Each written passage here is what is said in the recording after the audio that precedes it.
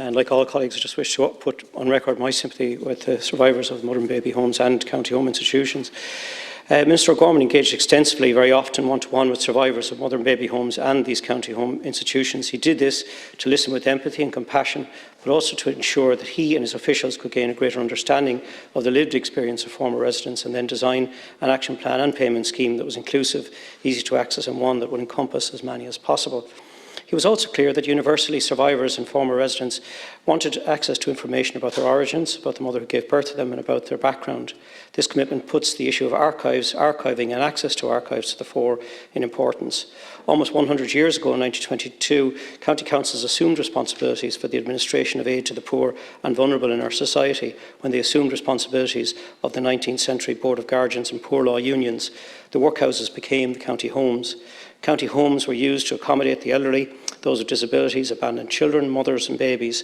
Almost every county had such a home, and in addition, 3 counties had dedicated homes for mothers and babies in Galway, in Tuam, Clare, Kilrush and County Dublin in Pelletstown.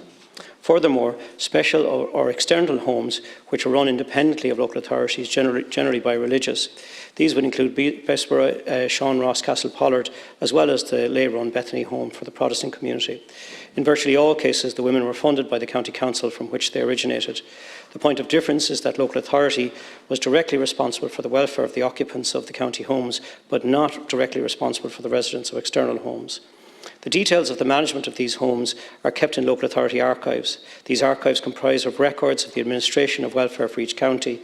For example, the admission registers of each county homes, the records of the decision-making bodies such as the Board of Health, minute books and county council minute books, as well as burial records. Authority archives are critical records. They cannot provide answers to all the questions posed by the families of those in residential care.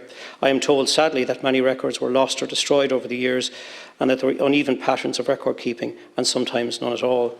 Despite these drawbacks, local authorities should fulfil their statutory obligations under the Local Government Acts and make their records relating to the running of county homes and the administration of relief available to the public, subject to withholding or redacting where this is provided for in legislation. This will require local authorities to employ professional archivists. In 2021, there are only 18 professional archivists employed by 31 local authorities.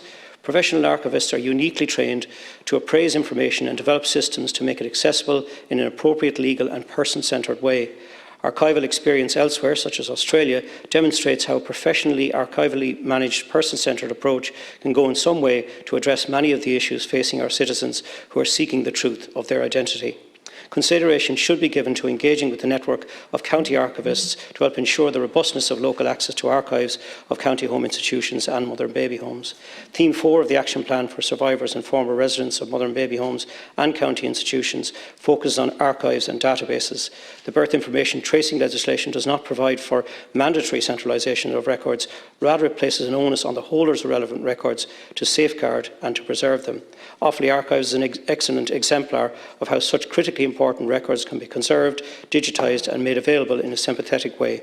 Prior to making such records centrally available via a National Memorial and Record Centre, it is the Minister's intention that records should be accessed immediately once legislation is enacted.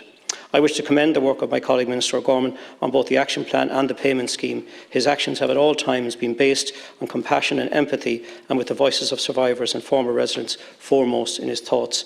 We cannot undo the past, but we can certainly help with the healing. Thank you.